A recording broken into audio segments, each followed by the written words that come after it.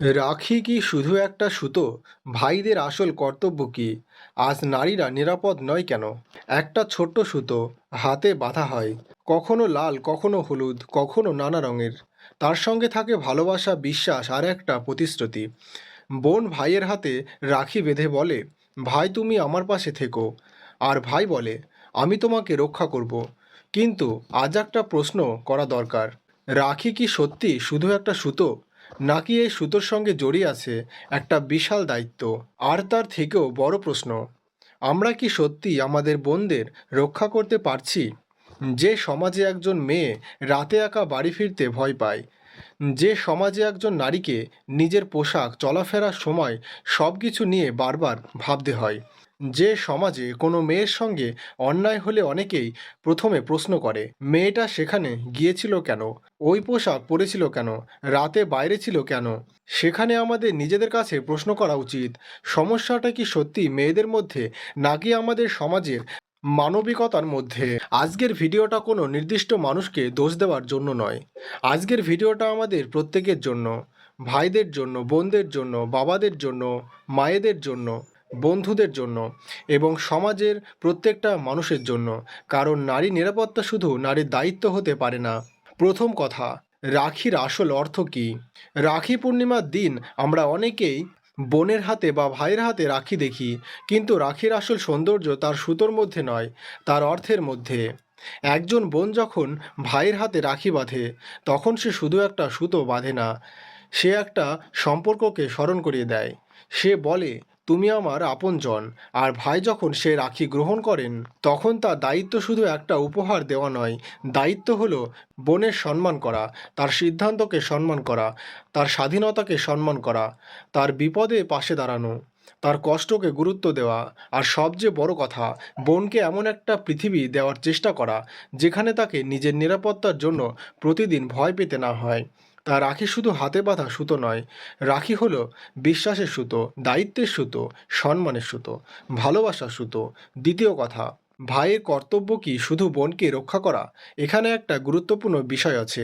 আমরা ছোটবেলা থেকে শুনে এসেছি, ভাই মানে বোনের রক্ষাকর্তা। কথাটি ভালোবাসা থেকে বলা হলেও এর একটা গভীর অর্থ আছে।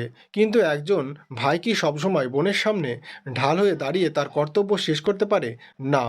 কারণ একজন ভাইয়ের সবচেয়ে বড় কর্তব্য হলো বোনকে দুর্বল মনে না করা, বোনকে বন্দি করে রাখা নয়, বোন কোথায় যাবে, কার সঙ্গে কথা বলবে, কী পড়বে, এসব নিয়ন্ত্রণ করা নয়, বরং তাকে এমনভাবে পাশে দাঁড়ানো যাতে সে নিজের সিদ্ধান্ত নিজে নিতে পারে। একজন ভালো ভাই বলবে না, তুমি মেয়ে তাই এটা করতে পারবে না। একজন ভালো ভাই বলবে, তুমি যা করতে চাও আমি তোমার পাশে আছি, শুধু নিজের নিরাপত্তার ব্যাপারে সচেতন থেকো। এটাই পার্থক্য। রক্ষা আর নিয়ন্ত্রণ এক জিনিস নয়, ভালোবাসা আর মালিকানা এক জিনিস নয়। ভাই হওয়া মানে বোনের স্বাধীনতা কেড়ে নেওয়া নয়, ভাই হওয়া মানে তার স্বাধীনতার পাশে নিরাপদ একটা আশ্রয় হয়ে দাঁড়ানো। তৃতীয় কথা, আমরা কি সত্যি আমাদের বোনদের রক্ষা করতে পারছি? এবার আসি সবচেয়ে কঠিন প্রশ্নে। আমরা অনেক সময় রাখি বাঁধি, ছবি তুলি, সোশ্যাল মিডিয়ায় পোস্ট করি, best sister in the world, আমার বোন, আমার গর্ব। কিন্তু তারপর যখন কোনো মেয়ে রাস্তায় হয়রানির শিকার হয়, আমরা কি প্রতিবাদ করি? যখন কোনো ছেলে মেয়েদের নিয়ে অশ্লীল মন্তব্য করে, আমরা কি তাকে থামাই? যখন বন্ধুদের আড্ডায় কোনো নারীকে নিয়ে অসম্মানজনক কথা বলা হয়, আমরা কি বলি, এই কথাটা ঠিক নয়, নাকি চুপ করে থাকি? কারণ সত্যিটা হলো, অনেক অন্যায় অপরাধীর সাহসে নয়, আমাদের নীরবতায় বড় হয়। একজন মানুষ অন্যায় করছে আর 10 জন মানুষ চুপ করে দেখছে, এই নীরবতা কখনো কখনো অন্যায়কে আরও শক্তিশালী করে। তাই ভাইয়ের দায়িত্ব শুধু নিজের বোনকে রক্ষা করা নয়, অন্যের বোনের সম্মানকেও নিজের বোনের সম্মানের মতো দেখা। কারণ আপনার বোনের নিরাপত্তা তখনই সত্যিকারের নিরাপদ হয় যখন সমাজের প্রতিটি মেয়ের নিরাপত্তাকে আমরা নিজের পরিবারে বিষয় হিসেবে দেখব। চতুর্থ কথা, আজ নারীরা নিরাপদ নয় কেন? এই প্রশ্নের উত্তর এক কথায় দেওয়া যায় না। এর পেছনে অনেক কারণ রয়েছে। অপরাধী মানসিকতা, নারীকে বস্তু হিসেবে দেখার মানসিকতা, ক্ষমতার অপব্যবহার, শিক্ষার অভাব, নৈতিকতার অভাব, আইন সম্পর্কে অজ্ঞতা, পরিবারের ভুল শিক্ষা এবং সবচেয়ে গুরুত্বপূর্ণ, অন্যায় দেখেও চুপ করে থাকা।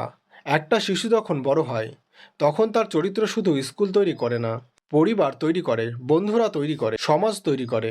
সে বাড়িতে কি শুনছে, মেয়েদের সম্পর্কে কি বলা হচ্ছে, ছেলেদের কি শেখানো হচ্ছে, ছেলেকে কি শেখানো হচ্ছে, তুমি ছেলে, তুমি যা খুশি করতে পারো, নাকি শেখানো হচ্ছে অন্য মানুষের শরীর, সম্মতি এবং সম্মানকে সম্মান করতে হবে। এই শিক্ষা ছোটবেলা থেকে শুরু করতে হয়, কারণ নারীকে সম্মান করা কোনো বিশেষ দিনের শিক্ষা নয়, এটা চরিত্রের শিক্ষা। পঞ্চম কথা, বোনকে রক্ষা করার আগে ছেলেদের কিছু শেখানো দরকার। আমরা প্রায় মেয়েদের বলি, সাবধানে থেকো, রাতে বেরিও না, অপরিচিতকে বিশ্বাস করো না, একলা যেও না, ফোন সঙ্গে রেখো, লোকেশন শেয়ার করো। এই সতর্কতাগুলো বাস্তব জীবনে দরকার হতে পারে, কিন্তু একটা প্রশ্ন, ছেলেদের আমরা কি শেখাচ্ছি? তাকে কি শেখাচ্ছি কোনো মেয়ে নালে সেই নাকে সম্মান করতে, কোনো মেয়ের ছবি অনুমতি ছাড়া শেয়ার না করতে, কারো ব্যক্তিগত সীমা অতিক্রম না করতে, বন্ধুরা ভুল করলে তাদের থামাতে, মেয়েদের নিয়ে অশ্লীল রসিকতাকে মজা বলে না চালাতে, সম্মতি ছাড়া কোনো সম্পর্ক তৈরি হয় না, এটা বুঝতে। এই শিক্ষা যতদিন না আমরা ছেলেদের দিচ্ছি, ততদিন শুধু মেয়েদের সম্মান করে সমাজকে নিরাপদ রাখা যাবে না। ষষ্ঠ কথা, বোনকে সম্মান করা মানে কি? বোনকে ভালোবাসা খুব সহজ, রাখি কিনে দেওয়া সহজ, উপহার দেওয়া সহজ, ছবি তুলে পোস্ট করা সহজ, কিন্তু বোনের মতামতকে সম্মান করা, তার নিজের স্বপ্নকে সম্মান করা, তার নাকে সম্মান করা, তার ভুল করার অধিকারকে সম্মান করা, তার নিজের জীবন বেছে নেওয়ার অধিকারকে সম্মান করা, এগুলোই আসল শিক্ষা। একজন ভাই যদি বোনকে বলে, তুমি যা করবে আমার অনুমতি নিয়ে করবে, তাহলে সেটা সবসময় রক্ষা নয়, কখনো কখনো সেটা নিয়ন্ত্রণ হতে পারে। একজন ভাইয়ের ভালোবাসা এমন হওয়া উচিত, তোমার জীবন তোমার, তোমার সিদ্ধান্ত তোমার, কিন্তু যখনই আমার দরকার হবে আমাকে পাশে পাবে। এই কথাটাই হয়তো একজন ভাই তার বোনকে সবচেয়ে বড় উপহার দিতে পারে। সপ্তম কথা, বোনেরও কি কোনো দায়িত্ব নেই? অবশ্যই আছে, কিন্তু এখানে একটা দরকার, নিজের নিরাপত্তার ব্যাপারে সচেতন থাকা সবার দায়িত্ব, নারী পুরুষ নির্বিশেষে। অপরিচিত মানুষের ব্যাপারে সতর্ক থাকা, বিপদের পরিস্থিতি বুঝতে শেখা, জরুরি নম্বর জানা, বিশ্বস্ত মানুষদের সঙ্গে যোগাযোগ রাখা, প্রয়োজনে সাহায্য চাওয়া, নিজের সীমা স্পষ্ট করা, এগুলো আত্মরক্ষার অংশ। কিন্তু একটা বিষয় মনে রাখতে হবে, কোনো নারীর সঙ্গে অপরাধ ঘটলে সে অপরাধের দায় অপরাধীর, তার পোশাক নয়, তার হাসি নয়, তার বাইরে যাওয়া নয়, তার ফোন ব্যবহার নয়, তার জীবনযাপন নয়। অপরাধের সিদ্ধান্তই অপরাধের কারণ। এই কথাটা আমাদের সমাজকে পরিষ্কারভাবে বুঝতে হবে। অষ্টম কথা, রাখির দিনে একটা প্রতিজ্ঞা করি। এই রাখিতে শুধু ভাইদের হাতে সুতো বাঁধবেন না, একটা প্রতিজ্ঞা করুন, বলুন, আমি শুধু আমার বোনকে নয়, প্রতিটি নারীকে সম্মান করব। কোনো নারীকে অপমান করা হলে আমি হাসব না, বন্ধুরা ভুল করলে আমি চুপ করে থাকব, কোনো মেয়ের ছবি বা ব্যক্তিগত তথ্য অনুমতি ছাড়া ছাড়ব না, কাউকে তার লিঙ্গের কারণে ছোট করব না, আমার বোনের স্বাধীনতাকে সম্মান করব, তার সমস্যাকে ছোট করে দেখব না, সে ভয় পেলে তাকে বলবো না কিছু হয়নি, বরং বলবো আমি তোমার কথা শুনছি।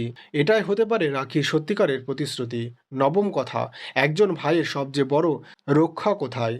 অনেকে ভাবেন ভাই শক্তিশালী হলে বোন নিরাপদ, ভাই মারামারি করতে পারলে বোন নিরাপদ, ভাইয়ের হাতে ক্ষমতা থাকলে বোন নিরাপদ, কিন্তু সত্যিকারের শক্তি সবসময় পেশিতে থাকে না, সত্যিকারের শক্তি থাকে চরিত্রে। একজন ভাই যদি অন্যায়ের সামনে দাঁড়াতে পারে সেটাই শক্তি, যদি নিজের বন্ধুকে বলতে পারে এভাবে কোনো মেয়ের সঙ্গে কথা বলবি না, এটাই শক্তি, যদি নিজের পরিবারকে বলতে পারে মেয়েটার ওপর দোষ চাপানোর আগে অপরাধীর দিকে তাকাও, সেটাই শক্তি, যদি বোনের স্বপ্নকে সম্মান করতে পারে সেটাই শক্তি। আর যদি কোনো নারীকে দেখে তার পোশাক নয়, তার মানুষ হিসাবে পরিচয় দেখতে পারে, তাহলেই সে সত্যিকারের শিক্ষিত। দশম কথা, শুধু রাখি নয়, প্রতিদিনের আচরণে আসল। রাখি বছরে একদিন আসে, কিন্তু সম্মান সেটা প্রতিদিনের বিষয়। বোনকে স্কুলে নিয়ে যাওয়া, এটা ভালোবাসা। বোনের পড়াশোনার পাশে দাঁড়ানো, এটা ভালোবাসা। বোনের স্বপ্নকে উৎসাহ দেওয়া, এটা ভালোবাসা।